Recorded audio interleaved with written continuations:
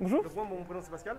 Charles, enchanté. Charles. Charles. Ok, on ne se serre pas la main, mais on y est. On est quand même sur un produit un peu particulier dans le sens où on est sur un produit 100% électrique, mais contrairement à la i3, c'est un véhicule conventionnel. On a le moteur à l'arrière, et donc c'est une voiture 100% propulsion. Les clients de la marque BMW vont vite se retrouver dans une voiture comme celle-ci, et vous allez voir effectivement, on retrouve vite effectivement son univers.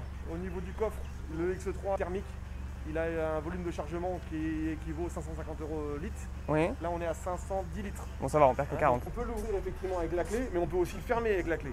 Tout comme on peut l'ouvrir et le fermer de l'intérieur, ce qui n'est pas le cas effectivement sur beaucoup de véhicules. Je vais essayer d'être le plus objectif possible, mais pour ça comme pour l'essai, mais on ne voit pas qu'on est sur un véhicule électrique. Oui. Si vous avez déjà essayé des véhicules électriques, souvent vous avez un décroché. Tout à fait. Là, en l'occurrence, on ouvre le coffre. Voilà, c'est un véhicule qui est classique. Il y a un double fond? Ou Alors, du coup, il y a les batteries? Il n'y a pas un double fond, non, c'est le moteur surtout.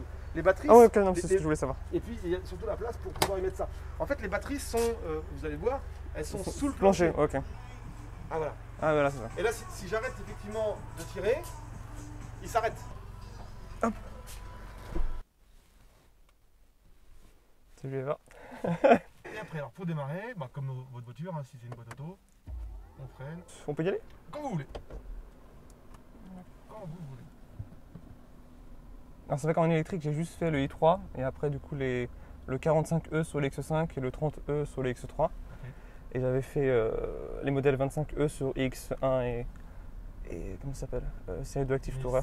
Quand on est sur le régulateur adaptatif, dès lors que vous changez de vitesse, il vous propose effectivement de vous adapter à la vitesse. Donc là, allez-y pour l'accel si vous voulez. Voilà, c'est bien ça. Voilà. Par contre, effectivement, on arrive très vite pour le coup. On est autant pour un véhicule urbain que pour un véhicule pour aller en vacances. Bon, merci beaucoup. Bah, c'est un plaisir. Bah écoutez, du coup, on vient de faire un essai d'à peu près 10-15 minutes avec un conseil BMW sur un X3, donc 100% électrique. Honnêtement, j'adore. Ça pousse fort. Il y a combien exactement en fait? 286. 286. 400 Nm. 400 Nm. Ok, d'accord. 0 à 100 en 6 secondes 8. Ok, oh, c'est pas mal. Ça pousse fort, c'est agréable, c'est très confortable.